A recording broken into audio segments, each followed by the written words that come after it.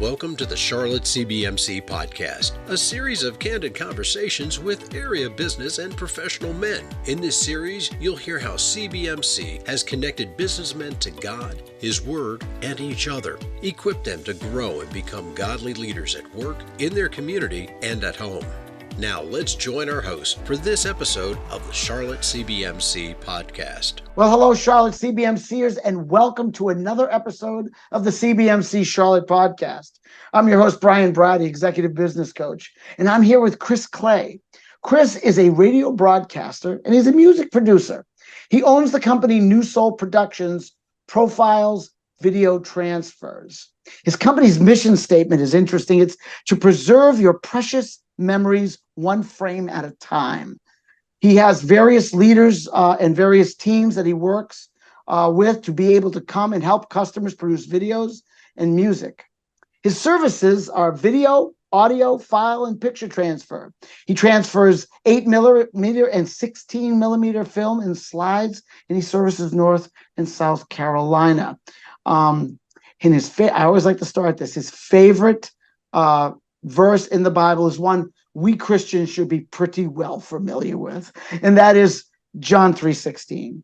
For God so loved the world that he gave his only begotten Son, so that those who believe in him shall not perish, but have everlasting life. Real quick introduction in my meeting, Chris, was I actually had my old videos brought to him. I brought them to him, and he took, I want to say, what was it, Chris, like 40 hours of videos? He did all these videos that I had on all these old tapes, and he put them on a flash drive, and now I have them and can share them with my family. So I highly recommend, if you've got a box or a whole bunch of videos hanging around your house, bring them to Chris at Profiles, and he will help you get your memories back in digital form. So that's Chris. So thanks for coming on the show, Chris. I appreciate it. Hey, I appreciate you having me. Sure, it's a pleasure.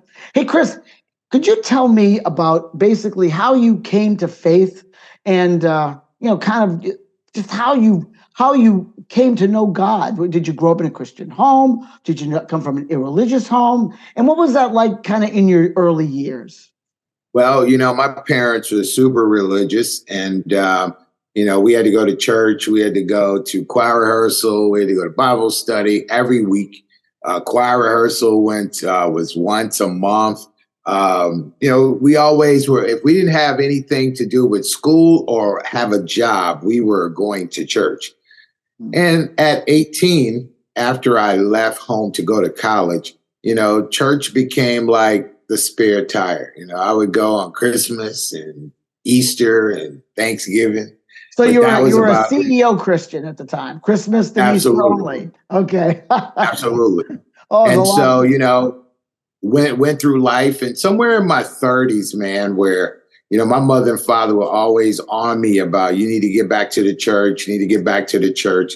And I lost my job and I went home, and it seems that the pastor preached my life story, and I reconnected with the church at that time, and been growing my faith ever since. So I think those early years when my parents were making us go to church, we were going so that we wouldn't get punished.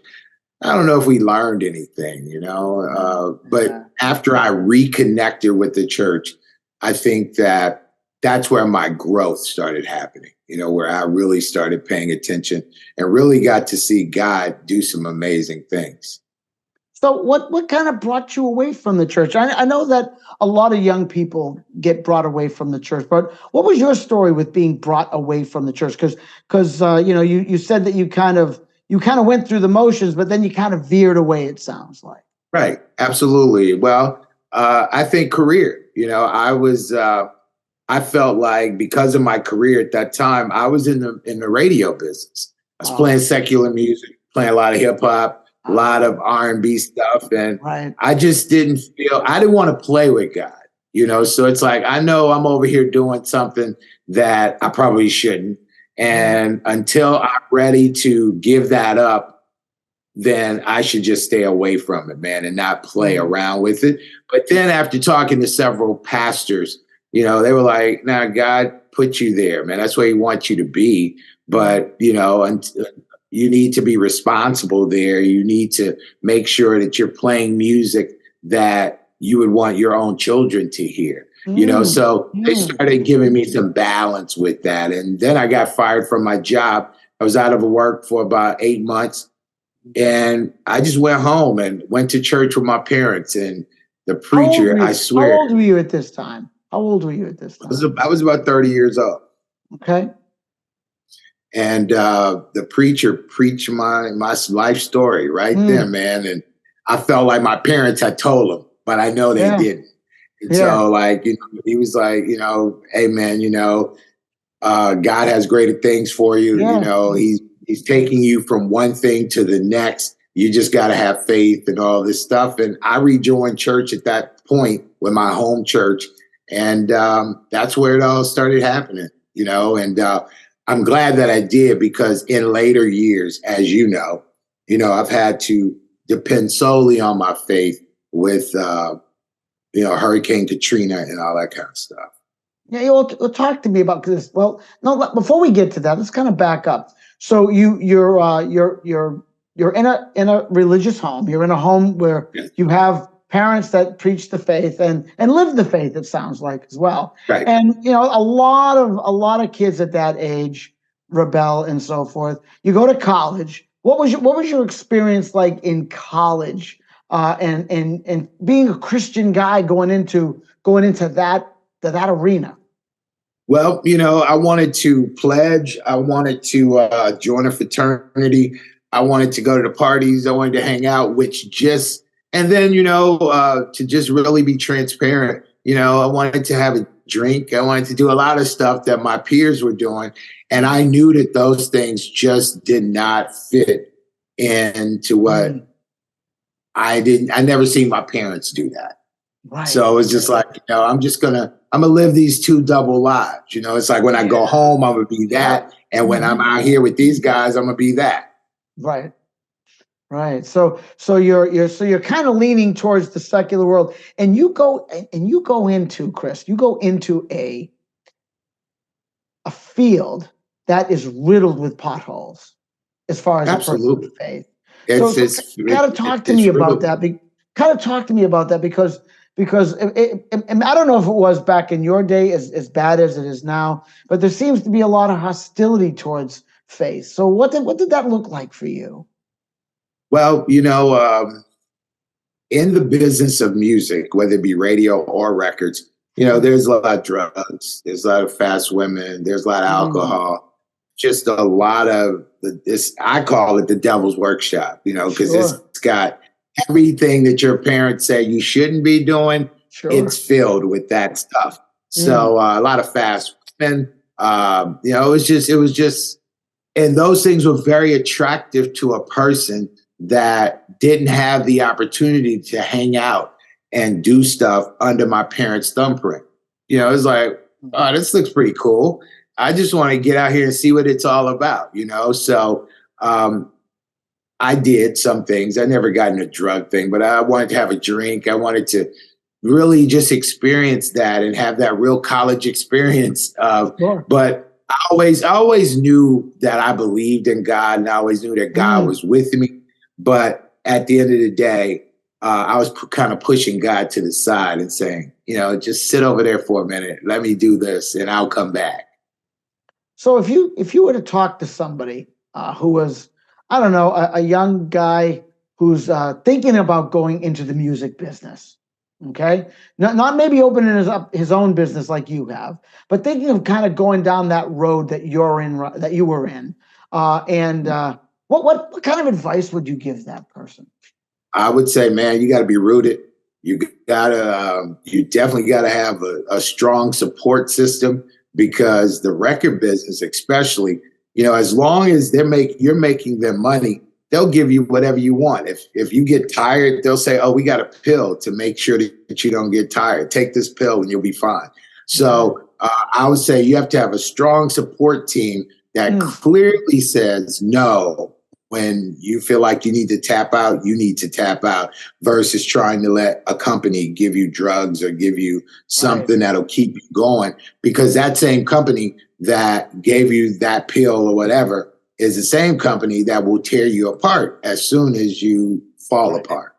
Right. I get it. So, if you were to do anything over again in that field, because again, I've never been in the field, I've been in a boring field, so I've not been in the fast paced, Chris Clay field, right? But if someone were entering that field and they had faith, what are like one or two things they could do every day or every week that would help keep them grounded? I say pray a lot and, continue to take your Bible with you. And it's all about maturity. If I had to, people ask all the time, if you had to go back and do it again, would you do it the same way? And sadly, my answer is yes. I would. Why do you say that? That's amazing. So you would do it the same way you did it last? I would do it the exact same way I did it, because I would hate to be this age still wondering about, I wonder what it's like to go to a party or go to a strip club or take a drink. I would hate to be this guy at 60 saying, I don't know what that's like. So I was able to get that out of the way. And God protected me through it, so I didn't have any pitfalls or any of that. But I got it out of the way, and God was continuing to speak to me. I'll never forget. Me and my peers used to, when I was working at the record company at Warner Brothers, me and my peers, we used to always go to a strip club every Friday night. And this one particular Friday night, I don't think you are telling people to go to strip clubs, are you? No, I'm not. Okay. No, I'm not. I just want to make sure about that. But go ahead. No, I just wanted to make sure. But there are people that where their peers are wanting to socialize at a strip club, Right. So I was in there. I was with my peers. We would all put up our credit cards and get a few $100s. And it was this one particular time that we were there, and God clearly spoke to me and said, you have two daughters too. How would you feel if gentlemen were stuffing dollars in your daughter's underwear? How would you feel? Yeah. I put my beard down. I told the guys I gotta go. And I have never been to a strip club again. That's been about 25 years. So I know God was with me all the time. And I think that, you have to listen to that small voice, man. That small, because it's not very loud. It's very small. I get it. Yeah. I guess so there's a lot of pressure, it sounds like, a lot of peer pressure associated with that. So how, if a guy wants to avoid the strip clubs in your business, if he wants to avoid the peer pressure that he's going to get and stay right with God and be obedient to God, how does he do that?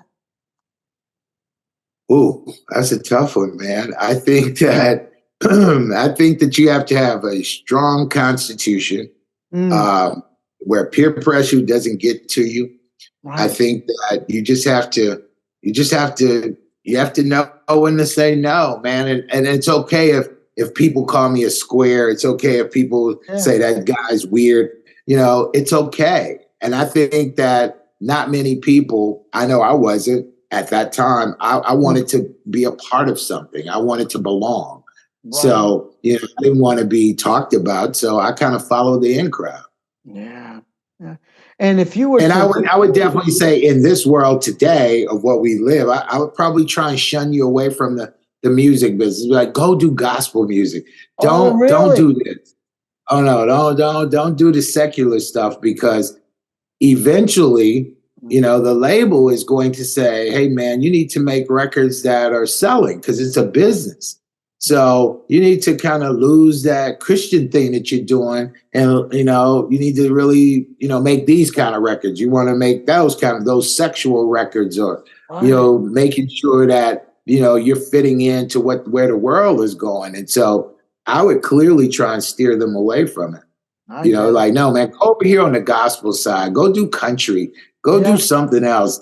Don't come into this mainstream world, man. Right. Do you find yourself actually counseling and mentoring young men? Because we're the Christian Businessmen's Connection. That's our primary target, as young men who are looking at careers, who are looking at issues of their faith, dealing with these kind of issues. So do you find yourself counseling young men doing and telling them to do this? And what do they do with that if you do? Well, I normally try and meet people where they are. So as people come into my room, they see the gold records on the wall and all that stuff. And they get real starry-eyed and say, oh, man, I want to get one of those. That's what I want. And that opens the door for me to say, hey, man, if you want to get one of these, then you must be able to clean up your act. Okay. But I think you have to meet people where they are and then try and bring them somewhere. But if you try and hit them, especially with these young kids, if you try and hit them over the head with a Bible, man, they're going to run from you. They definitely going to run from you, and they'll never come back. But I've set a standard in my business where even though you have freedom of speech and all this kind of stuff, I, as the business owner, says, here are the things that we're not going to do. Right. And it's my business, and I can choose to say what I want to take or not. So we're not going to say anything derogatory towards kids, God, women. We're not doing any of that. And so if those are the things that you want to record, then I choose not to hit the record button. I got it. So, and God has always, because I take that stance, God has always showed up and provided that money that I missed. So it's really about trusting your faith, man, and standing up for something versus just letting anything go just for the dollar. Right. So if a guy is in this business now and he's Chris Clay, he's been to his last strip club. He has maybe a daughter at home and obviously has a wife at home. And he says, this is just degrading and I'm not gonna be part of this. Well, what would you tell him to do? Hey, I'll invite you to church, man. You invite him to church? Come go to church with me, man. I think come go to a place where I think you would really enjoy. And, I would kind of teaspoon feed him, like, come on, man, take this ride with me. Because this was your life business, right? You had to pay bills based on this stuff. So how does somebody ease their way into, say, gospel from that? Is that hard? Is that something that a young man who's looking? I think that you have to have something has to happen in your life, man, that makes you either you got screwed around, either people are stealing from you, or it's unfortunate, but maybe you got a drug habit or you got a sex habit or something that came from it. I think that, now you get the opportunity to say, okay, get yourself in gear. Let's try something new. But I find that most people that make that transition, something major has happened in the world. So maybe you're telling this guy, God is pursuing you. And if you continue this path, something's going to hit you between the eyes. Something's going to right. Absolutely. Because prior to moving to Charlotte, man, I made my money with some of the most grimiest people in the world. Like they were hardcore drug dealers and they were hardcore, drug users. And, I was just making my money doing what I do. I was in that environment all the time. Anything goes, just long as you don't try and push it on me, I'm good. Let's do what we got to do. And, I felt that little tap on my shoulder, but I kept brushing God off and saying, look, man, later, I got to get this money right now. Stop. Right. Well, I'm the kind of personality, man, where God has to take everything from me for me to listen. And we're going to talk just that. And we are going to talk about that. We're actually coming up on time. So can you hang on for another episode, Chris? Yeah, absolutely. Okay. So to those who are listening, we're going to end the podcast now, but you can get this podcast, this and other episodes of the Christian Businessmen's Connection Charlotte You can go to Google Play, iTunes. You can even download the Queen City Leaders app. Or you can get it on YouTube, CBMC Charlotte, or go to the charlotte.cbmc.com website. And that will give you all you need to know about our podcast, as well as the Charlotte CBMC programs and the things that it has available for you.